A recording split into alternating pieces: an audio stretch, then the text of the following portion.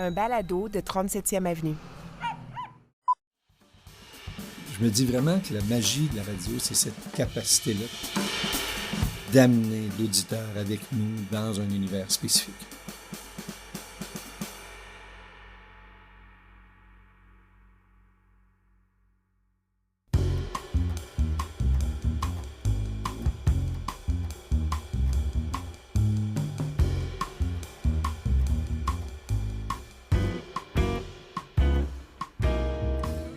Allô, Steve Proulx au micro du balado Les Écrans, le balado qui s'intéresse aux gens des médias. De retour enfin, après une pause estivale, d'un été, comment dire, un été qui avait à quelques moments des airs de fin du monde, entre les forêts en feu dans le nord du Québec, les chaleurs extrêmes un peu partout sur la planète. Il y a eu quoi? Des tornades, des pluies diluviennes, les multiples inculpations du favori républicain à la course présidentielle américaine, et bien sûr, puisqu'on parle des médias, l'événement qui a sans doute le plus chamboulé l'écosystème médiatique québécois et canadien, c'est bien sûr le blocage des nouvelles canadiennes par Meta sur Facebook et Instagram cet été.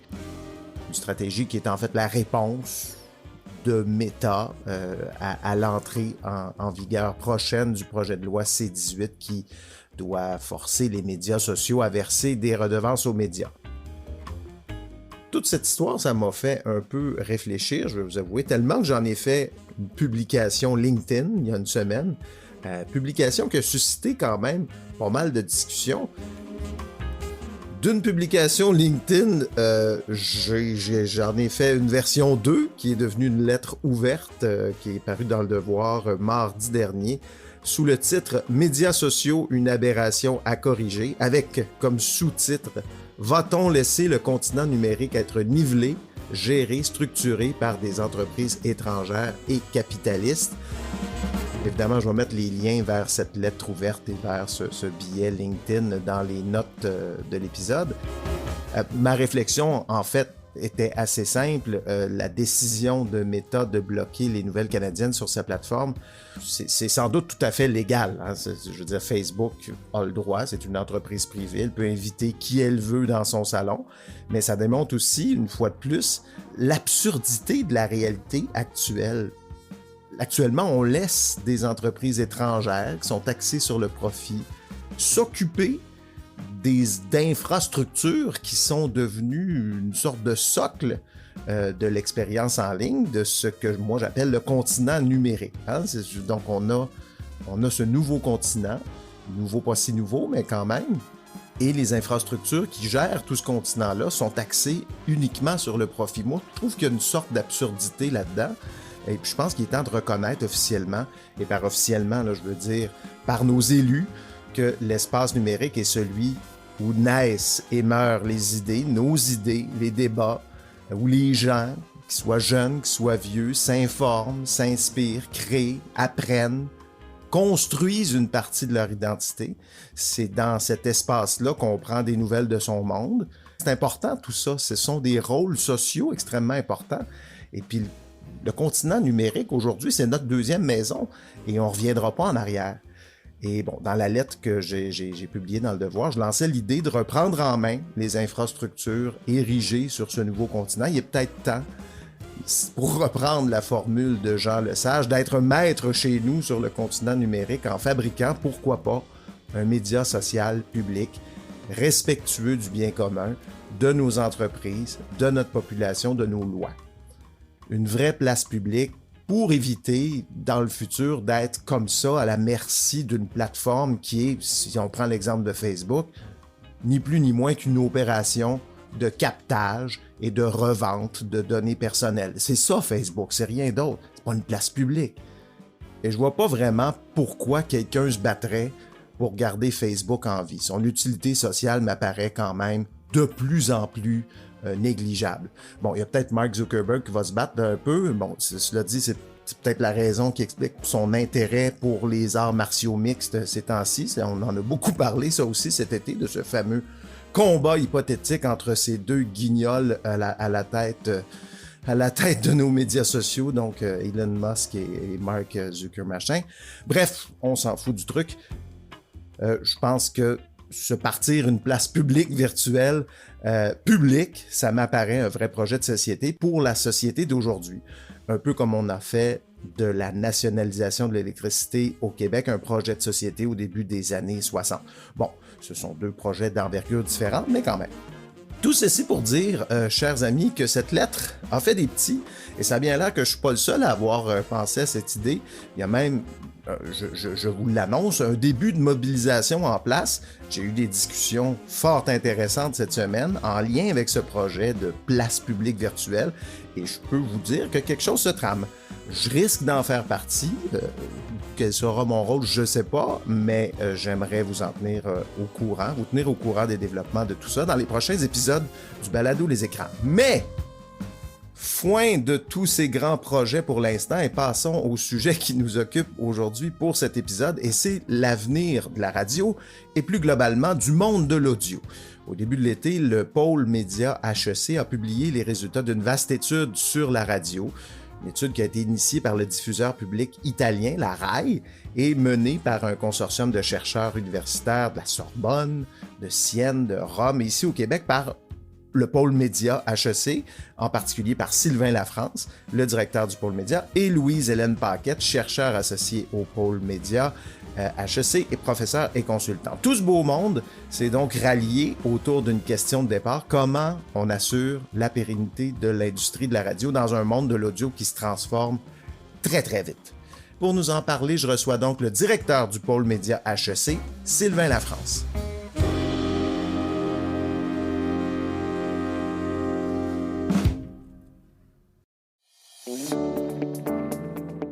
Améliorer la qualité de la gestion des médias au Canada et dans le monde, c'est la mission première du pôle média HEC Montréal, qui est partenaire de cet épisode du balado Les Écrans.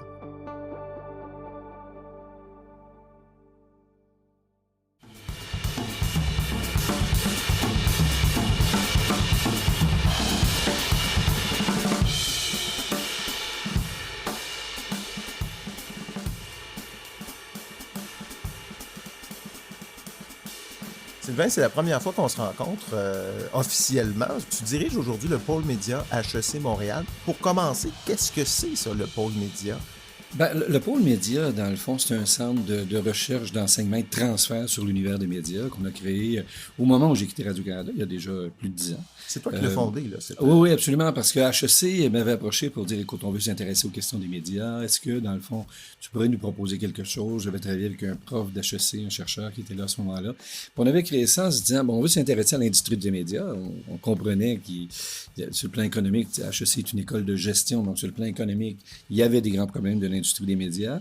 Mais il y avait aussi à ce moment-là des grandes tendances comme l'idée des convergences d'entreprises, tout ça. Des bouleversements assez majeurs. Là, on parle de quelle année tout ça? Là? On est en 2010 à Prox, et il y avait des bouleversements majeurs, mais il y avait aussi des réponses que les médias avaient apportées, par exemple la convergence et tout ça, qui pouvaient être apportées dans d'autres types d'industries. Alors, l'idée n'était pas seulement de créer plus de connaissances et plus d'enseignements sur l'univers des médias, mais aussi de se dire qu'est-ce qu'on peut exporter des bons coups de l'univers des médias pour faire face aux grandes transformations numériques et tout ça. Donc, c'est ça. Alors, au départ, donc, il y a une partie de recherche, il y a une partie d'enseignement. On offre, par exemple, une formation parce que beaucoup des travailleurs, des journalistes, des trucs, n'ont pas des formations en gestion. Donc, on offre un peu des formations d'appoint, des programmes d'appoint pour la gestion des médias. Et il y a toutes les activités de transfert, c'est l'organisation de conférences, de trucs ou de s'associer à des grandes conférences internationales ou nationales pour représenter HEC dans l'univers des médias. Donc, si on veut gérer, être un patron de presse ou un gestionnaire dans les médias, on regarde ce qui se passe au pôle média. Vous avez une formation, c'est quoi? C'est à la carte? On en a plusieurs, je dirais. Il y a des formations à la carte via l'École des dirigeants. Par exemple, on a un programme de 5 jours qui s'appelle l'essentiel en médias, culture, divertissement, qui est un peu les essentiels de la gestion. C'est un survol. De la formation continue, là, c'est pour des gens qui sont déjà en emploi. Absolument, absolument. On a un programme aussi qui est un programme de DESS, donc au niveau d'un certificat de maîtrise, je le vulgariserai comme ça. Et on a participé, donc nous, le pôle média, à bâtir la réforme de ce programme-là qui s'appelle maintenant un DESS en médias, marketing et maths. marque, donc qui s'intéresse à la question de la gestion des médias, mais aussi des revenus, de la publicité, des enjeux marketing de l'univers des médias. Ça, c'est un programme diplômant pour des gens qui sont déjà dans l'industrie, encore une fois. Alors, c'est le genre de programme qu'on donne au pôle média depuis 10 ans déjà. On l'a dit, bon, le pôle média, tu l'as fondé, mais c'est pas tout ce que tu as fait dans ta carrière, parce que tu as passé 33 ans à Radio-Canada avant ça, dont 6 ans comme vice-président exécutif des services français, le grand patron des services français de Radio-Canada. Passage qui a été marqué, bon, à l'époque, par une espèce d'animosité entre Québécois. Hein. Il y avait on se souviendra que tu avais traité certains patrons de presse de voyous, qu'on ne nommera pas. Oui, c'est ça, oui. Un concurrent. Il y a aussi, tu as contribué à la création de Tout.tv, qui est l'arrivée de la télé, l'espèce de réponse de Radio-Canada aux plateformes de télé à la demande de Netflix de ce monde. Qu'est-ce que tu retiens de ces années à Radio-Canada? À la tête de Radio-Canada, je sais plutôt, là. Beaucoup de très, très beaux souvenirs. D'abord, Tout TV n'était pas une réponse aux plateformes parce que Tout TV était l'une des premières plateformes qui était disponible au Québec. Ah oui, je pensais que c'était comme... C'est très innovant. Okay. Non, c'est vraiment très innovant. Donc, ça a été vraiment, comme on dit souvent, un game changer et tout ça. C'est pas nous qui avons inspiré tout le monde. Tout le monde travaillait à des plateformes, mais Tout TV était vraiment une des premières. Et puis, en tout cas, la première plateforme québécoise de ce type-là. Mm-hmm. Et ça, on en est très fiers. Donc, il y a eu beaucoup d'innovations. Naturellement, la période s'y prêtait. C'est ça. Et il y avait, oui, c'est vrai qu'il y avait des enjeux avec Québécois, mais je dis toujours que, outre effectivement des escarmouches occasionnelles qui vont plus se passer entre diffuseurs, faut toujours se rappeler que la relation entre Radio-Canada et Québécois, c'était à la fois effectivement une relation de concurrents. Radio-Canada et Québécois sont concurrents sur la question de la publicité, sur la quête d'auditoire, c'est vrai. Mais en même temps, ils sont partenaires parce que c'est Québécois distribue des émissions de Radio-Canada via Illico, via ses plateformes. Elle aussi, il fait. Donc, Radio-Canada a aussi une relation de partenariat avec ces entreprises-là, puis on l'oublie souvent. Alors, il y a beaucoup plus de partenariats qu'il y a eu d'escarmouches dans les dernières décennies. Il y a des escarmouches encore aujourd'hui, parfois, ça arrive, parce que, bon, le milieu est dur, on le voit actuellement, les difficultés de l'industrie, que ce soit de Québécois ou de Bell ou d'autres actuellement, on le voit partout, et de Radio-Canada en passant. C'est une industrie qui traverse une période difficile. Donc oui, effectivement, on a tendance à peut-être à attaquer un peu durement les concurrents. Mais une industrie où les concurrents, les méchants, entre guillemets, ce sont de grandes plateformes américaines. Moi, j'ai l'impression que, tu sais, je me rappelle à l'époque, tu disais, il faut s'asseoir à la même table, il faut collaborer entre un média locaux. Plus que jamais, on dirait aujourd'hui, là. C'est très clair, parce que c'est vrai que l'ennemi n'est pas... l'ennemi, par exemple, de Québécois est beaucoup moins Bell, Radio-Canada ou Cogeco que les grandes plateformes qui viennent aujourd'hui chercher de l'auditoire. Mm-hmm. D'ailleurs, moi, souvent que, par exemple, quand à 19h, j'apprends qu'il y a 1 million de personnes qui regardent TVA et 1 million de personnes qui regardent Stat à Radio-Canada, je trouve qu'on devrait s'en réjouir parce que ce sont des gens, des Québécois qui décident de rester à l'antenne de production québécoise, qui fait vivre notre industrie, notre culture.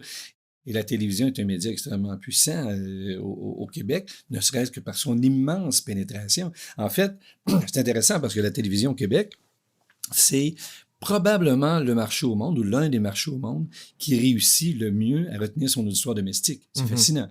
Alors, le marché qui réussit peut-être le moins, c'est le Canada anglais, pour des raisons qui sont assez évidentes. L'omniprésence des États-Unis et de cette immense frontière-là. Mais là-dessus, la télévision québécoise est un succès. Encore aujourd'hui? Ah ben oui. J'ai l'impression qu'elle perd des plumes un peu. Elle perd des plumes parce que son modèle économique, effectivement, vacille pour beaucoup de raisons.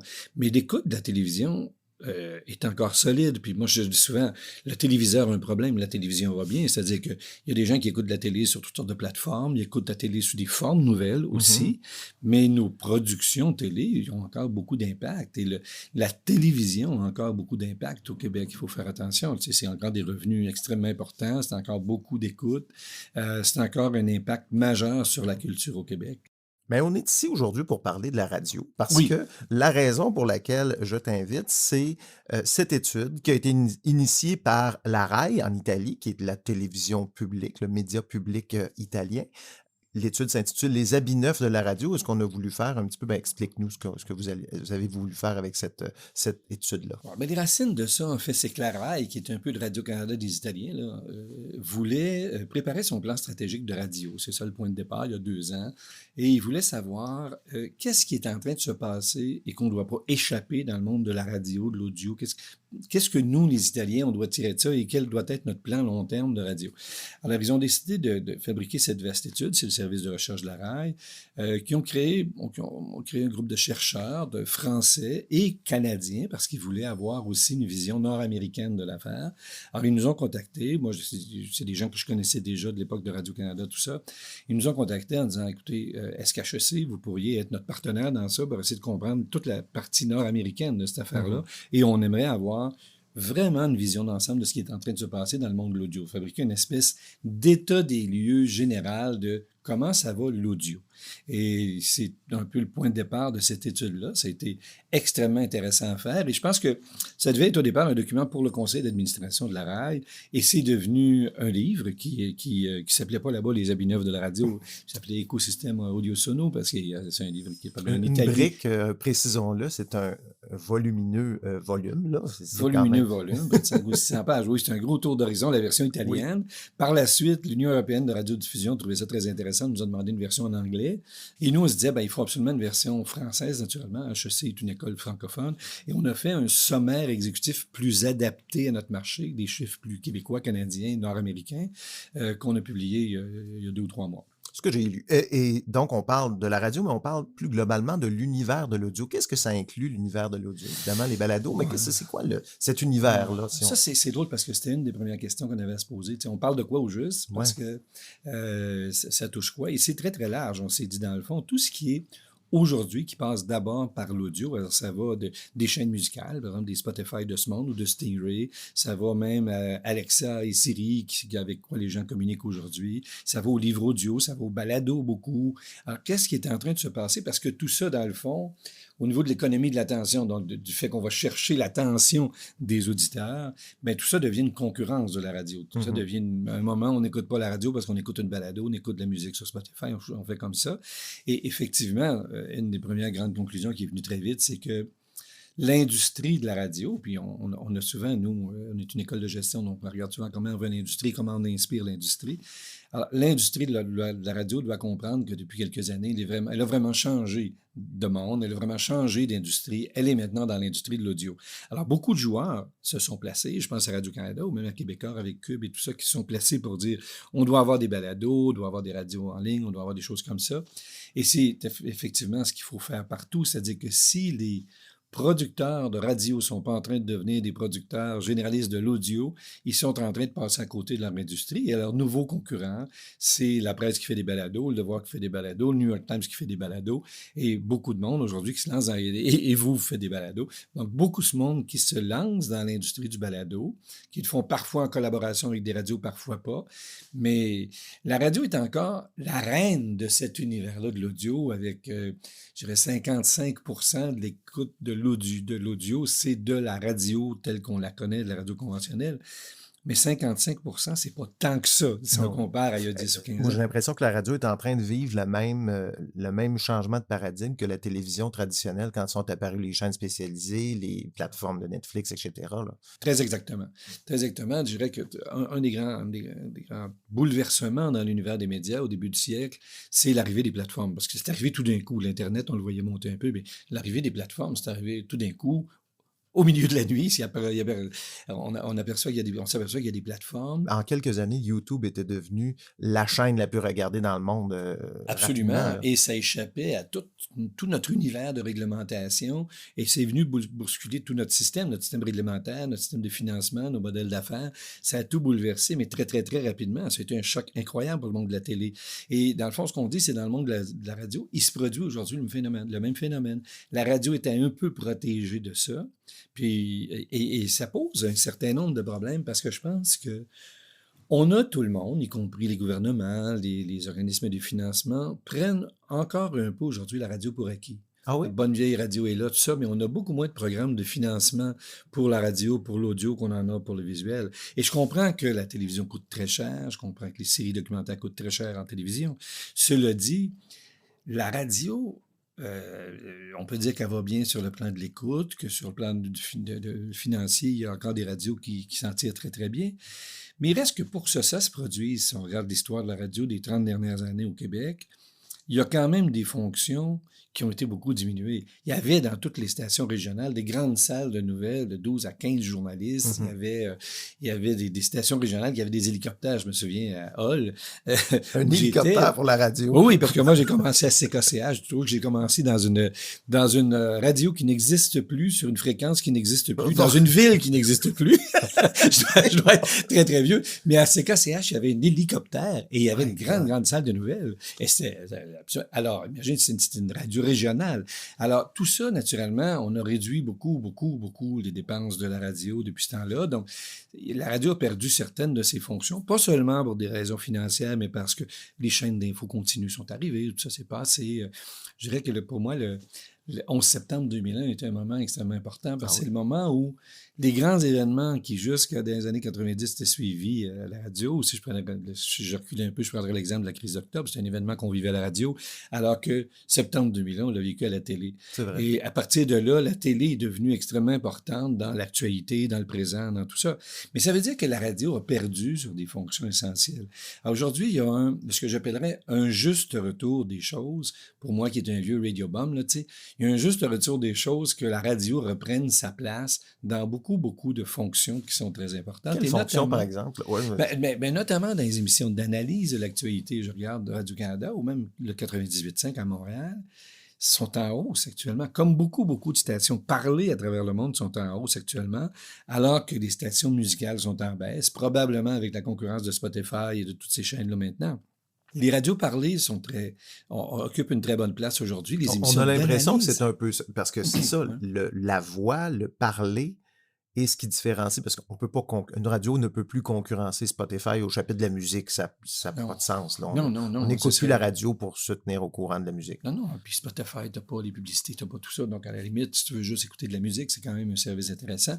Donc, et c'est bon, ça a bouleversé l'industrie, l'industrie de la musique, c'est venu avec beaucoup de problèmes aussi, mais en même temps, aujourd'hui, les radios parler retrouvent beaucoup leur lettre de noblesse. La place qu'occupent les radios parlées aujourd'hui au Québec, c'est énorme.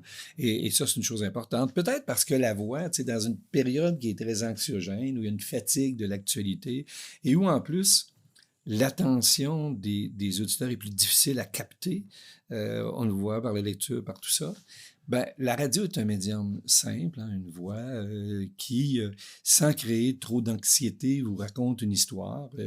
On ne vous repasse pas les images 22 fois pour vous dire voici les inondations et voici le même bateau qui frappe une maison, on le voit en continu à toutes les 4 minutes.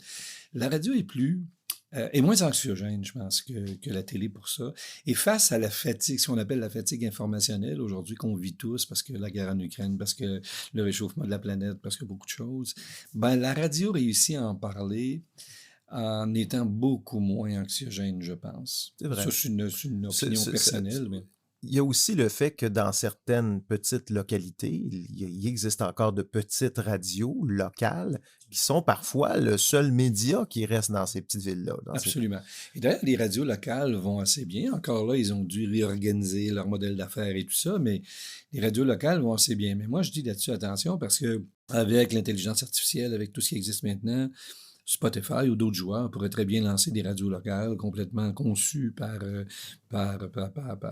l'intelligence artificielle ou autre et venir concurrencer les radios locales. Il ne faut jamais sous-estimer les concurrents. Ils peuvent débarquer là-dedans. J'ai hâte de voir le jour où une voix de synthèse va nous raconter le match de baseball de ma petite localité. Là. Ça va quand même...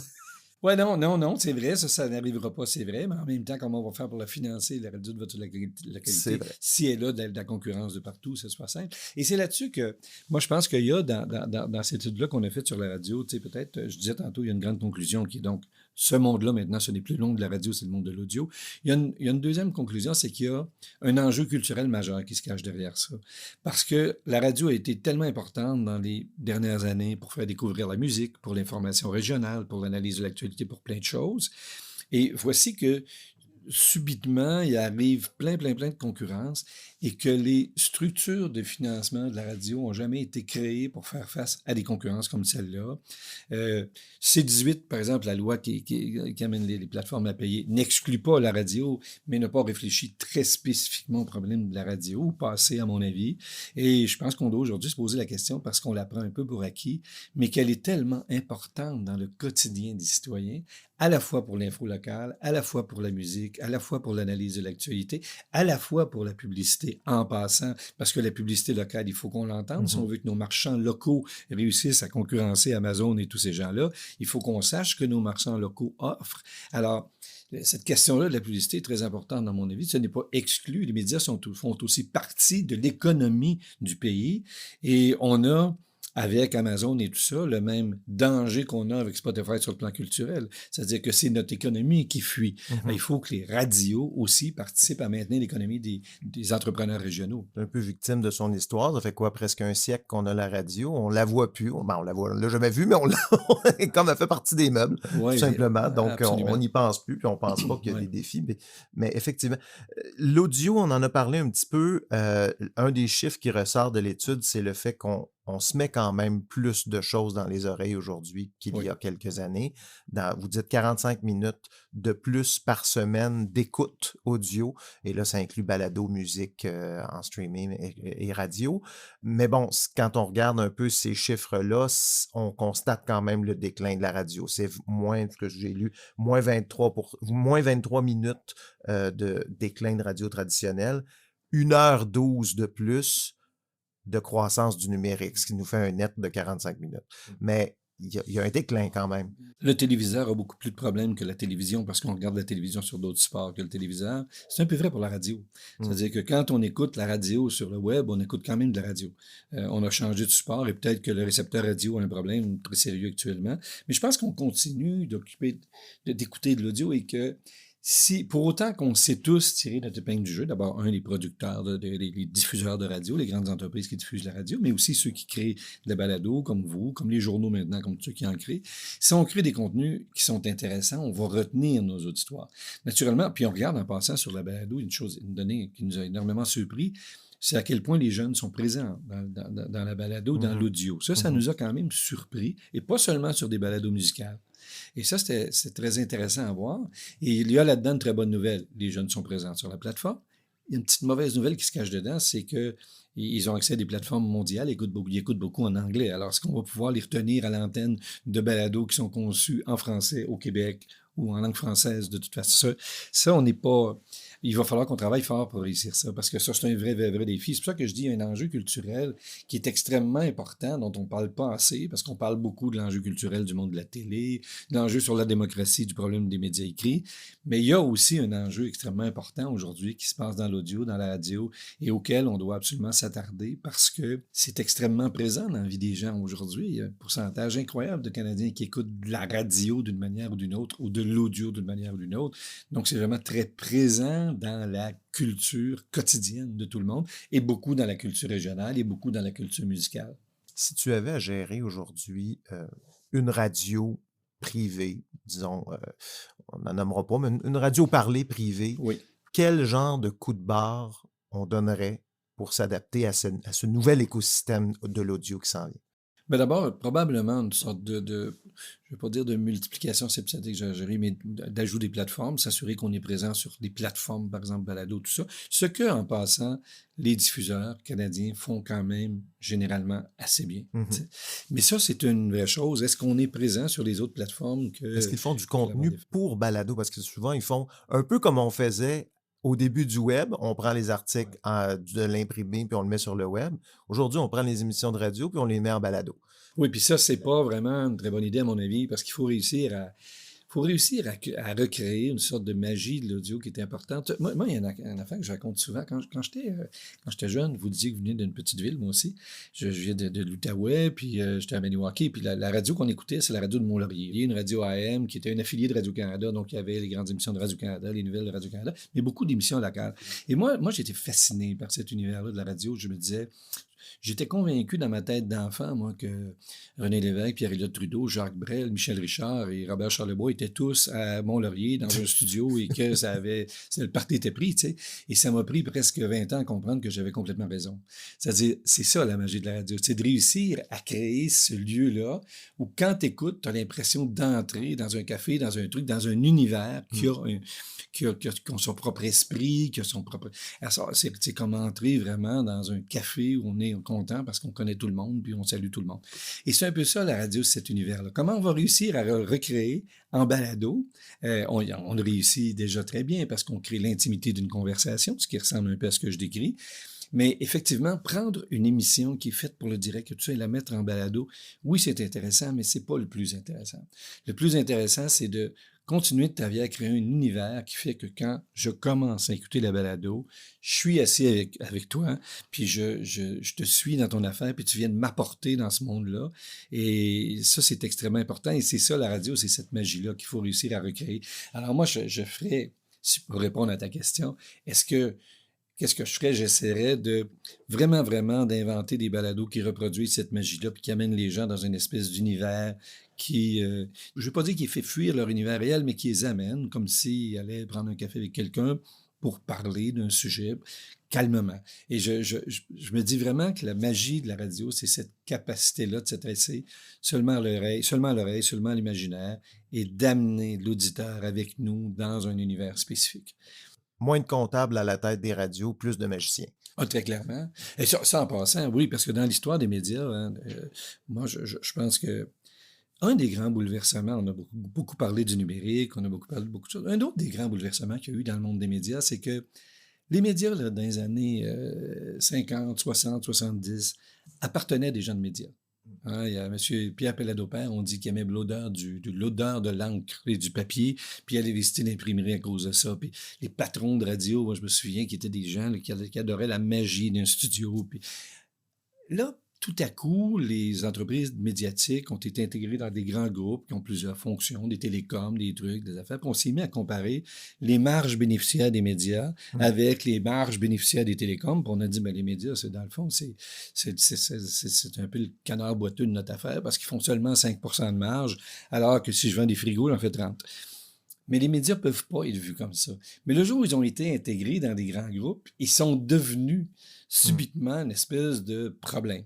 Alors moi, je pense que c'est dommage parce que les médias ont une fonction sociale qui est extrêmement importante et qu'on ne doit jamais oublier et qu'on doit comptabiliser, pour prendre l'expression. Fait que, comme tu dis, est-ce que moins de comptables puis plus de créatifs, oui, c'est ce qu'il faut, mais surtout plus de passionnés qui savent à quel point la radio, c'est important. Tu sais, j'avais lu une étude il y a 2 ou 3 ans dans un jury sur l'importance de la radio de nuit. Tu sais.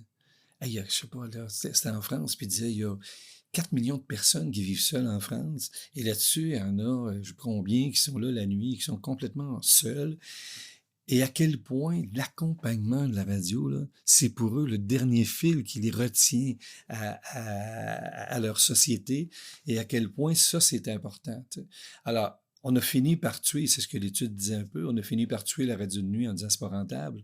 Tu sais, de faire de la radio de nuit parce qu'il n'y a pas assez de monde. Hein. Ben oui, mais il n'y a pas assez de monde, mais pour les gens qui l'écoutaient, c'était fondamental d'avoir cette présence humaine-là. Tu sais. Alors, effectivement, je trouve qu'on ne peut pas voir les médias comme une industrie comme une autre. C'est impossible de le voir. C'est impossible de comparer les marges bénéficiaires de l'industrie des médias avec les marges bénéficiaires de d'autres types de produits parce que c'est une fonction sociale qui est extrêmement importante. D'ailleurs, on le reconnaît quand on aide au financement des médias de différentes façons. On aide au financement de la télévision, financement public de la télévision, on le reconnaît. Mais je pense qu'il faut aujourd'hui qu'on le reconnaisse encore plus à cause de la polarisation, de l'atomisation, de tout ça. Il faut reconnaître que les médias jouent un rôle extrêmement fondamental dans la communication humaine de façon générale. Justement, tu parles un peu de financement, il faut le reconnaître, l'implication des gouvernements, parce qu'en ce moment, il n'y a pas tant de programmes qui financent la radio. En tout cas, je n'en connais pas. Je ne suis pas un expert, là, mais est-ce qu'on peut imaginer comme les gouvernements se sont mis à financer maintenant la presse écrite depuis quelques années, la télévision depuis longtemps?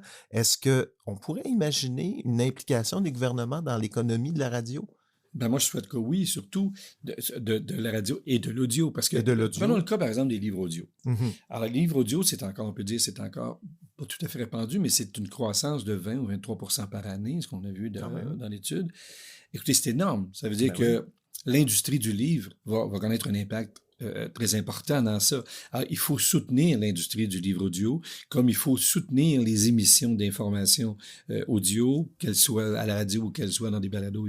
Je pense qu'il faut développer des systèmes de financement. Il faut que le Fonds des médias accélère et grossisse la part de ces ressources qui vont aller à l'industrie de l'audio de la radio, parce que encore là, c'est un enjeu culturel majeur. C'était un peu peut-être le dernier champ de bataille de la défense de notre identité culturelle. On réussit effectivement à financer, par exemple, le journalisme, on réussit à financer la télévision. Il faut trouver une façon de financer l'audio parce que c'est de plus en plus important aujourd'hui et que ça permet aussi de rejoindre des publics de niche. Tu sais. Quand on le faisait, nous, on travaillait beaucoup avec les Italiens. Il y avait un parallèle intéressant qu'on faisait à un moment donné, c'est que pour les Italiens, ce que la radio permettait aussi, que la télé leur permet beaucoup moins, c'est que les Italiens, il y a une très grande diaspora. Il y a des Italiens partout dans le monde. Bon.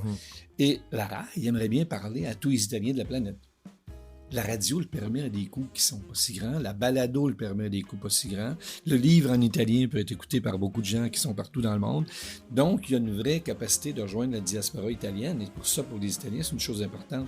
Ben, pour nous, il y a des publics de niche. Il y en a plusieurs qu'on peut trouver. Ou la question de la francophonie, par exemple, comment on peut rassembler la francophonie. Ben, avec la radio, avec la balado, avec le livre audio, on a accès à des marchés auxquels on n'avait pas tant que ça accès avant. Parce que pour entrer dans l'industrie de la télé, ça prend quand même des ressources, c'est un plus gros enjeu.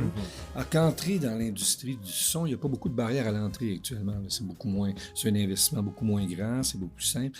Donc, on peut bénéficier de cette flexibilité-là, de cette souplesse-là, pour aller rejoindre des publics de niche qu'on avait beaucoup de problèmes à rejoindre avant. Donc, il y a vraiment un vrai potentiel là, puis un potentiel important pour la défense de notre langue et de notre culture. Et je trouve qu'actuellement, c'est un peu l'angle mort de la défense de l'identité culturelle, la question de l'audio. Espérons que nos élus qui ont à prendre ce genre de décision-là écouteront cet épisode et puis qu'on imaginera peut-être un soutien à la radio éventuellement, ça ferait le fun. Merci beaucoup Sylvain Lafrance de ta présence aujourd'hui pour nous parler de cette étude qui est disponible gratuitement sur le site du Pôle Média HEC Montréal. Je vais mettre l'URL dans les notes de l'épisode. Merci beaucoup. Merci beaucoup.